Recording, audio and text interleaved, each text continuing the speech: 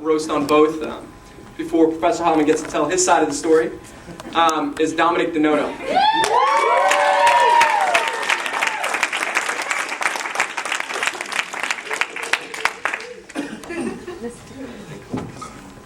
Well, first of all, I'm really glad this picture has stayed up the whole time.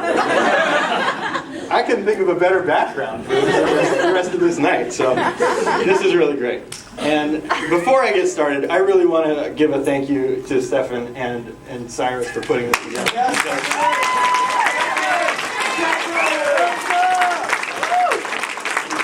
And all of ILSA, because this is really a unique event that's just getting off the ground, and you know, with these guys coming back for the next year, hopefully, you know, it should be even better next year. So,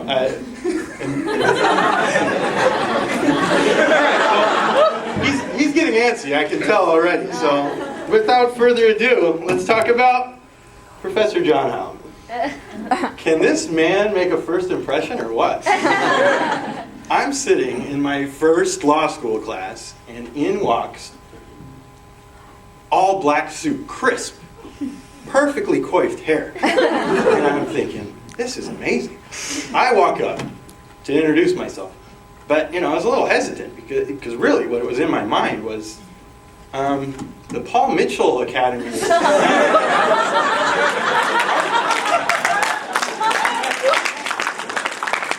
But you know, nevertheless, he assured me he was in the right place. So I sat down, I took my seat, and you know, we're getting ready for class, and somebody opens up their computer, and the Windows startup noise goes off, and we see the Grand Jeté.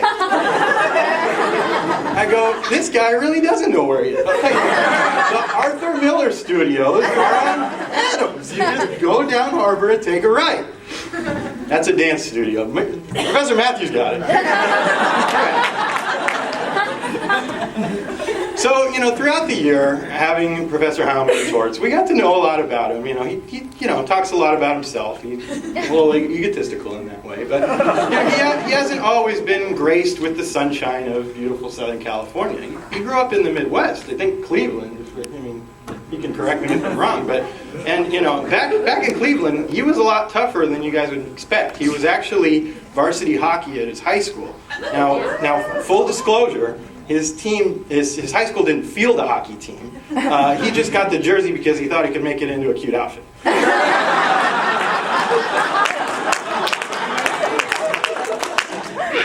So continuing through this year of class, at some point, you know, a buddy of mine leans over to me and says, "Hey, you know Heilman's on YouTube?" Heilman's on YouTube? What? Huh? Okay. So I look it up. You know, I'm not the greatest of typists, but I look it up. And, you know, I'm starting to watch this thing, and it includes part of a city council meeting. And I'm impressed. Wow, this West Hollywood, this is an efficiently run show. You know, they're doing a good job. Well, my buddy leans back over to me and says, "You typed in the address wrong. That's a clip from Will and Grace." So, needless to say, I got to see the real city council meeting, and it doesn't look like much is really getting done there.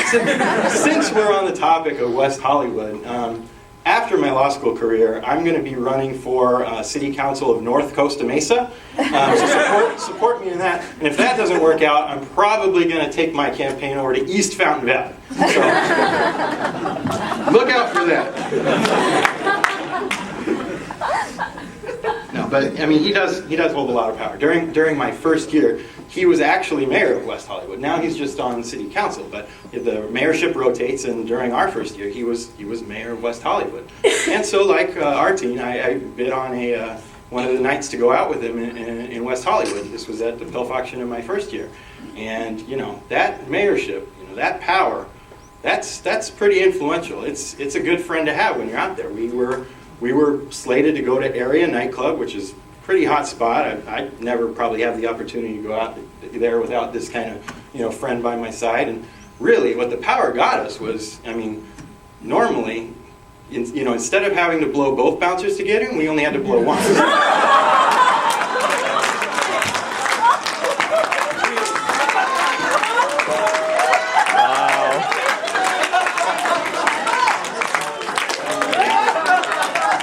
That was awesome. We're all thankful for Professor Heilman today.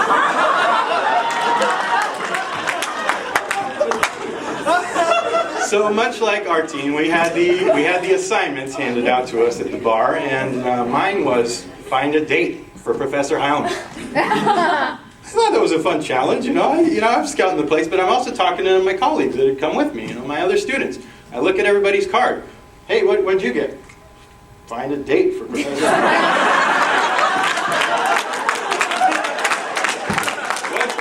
What'd you get? Find a date for Professor Heilman.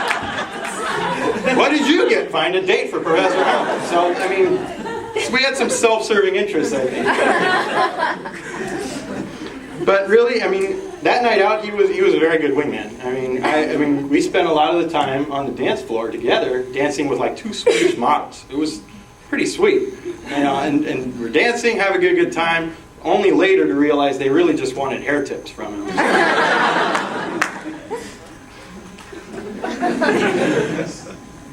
So I'm really glad that you decided to participate in this roast. Did I have a choice? Well, that's what I was getting to. Thank you for leading me into this so beautifully. But the last roast Professor Heilman participated in, he was on vacation in Hawaii, and he was watching very scantily clad males spinning those fire sticks at a luau. So I think he was under the wrong impression that that's the sort of event that would be going on tonight. But in all reality, he is a very busy man, and we're very happy to have him here. Stefan mentioned the fact that he also teaches at USC, and he teaches much of the same stuff that he teaches here. In the fall, he's planning to teach a seminar in maritime law, but it's conditional on the fact that he's asking for approval to teach that course at the pool area while men's water polo practices. So if any of you guys were coming to this roast to figure out if whether having Professor Heilman was a good idea, I've had him for a combined 4 semesters. That's 2/3 of my time here. So it really is, because class will always start 20 minutes late. And it's kind of like being at a Bob Marley concert. There's very little substance and a lot of passive.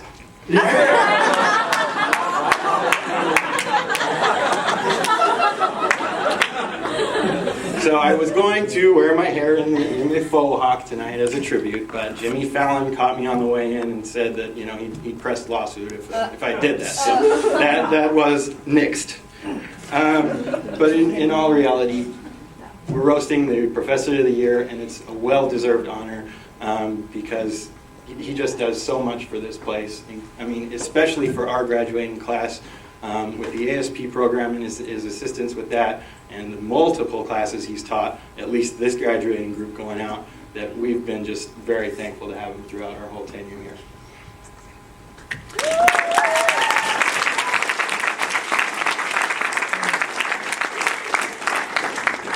Now, I know Professor Matthews breathed a sigh of relief once he thought he was done, but I was told I could do both of them. That's what she said.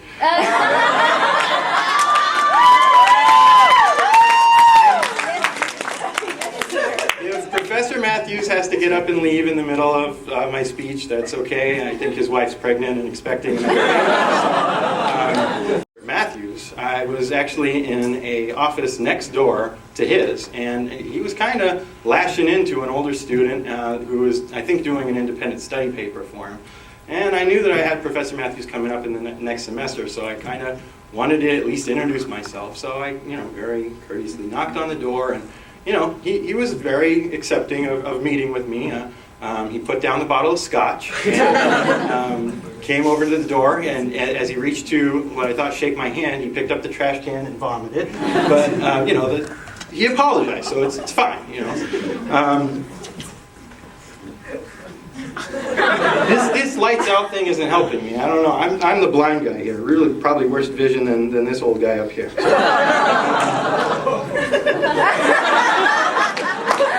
So you guys, and a lot of my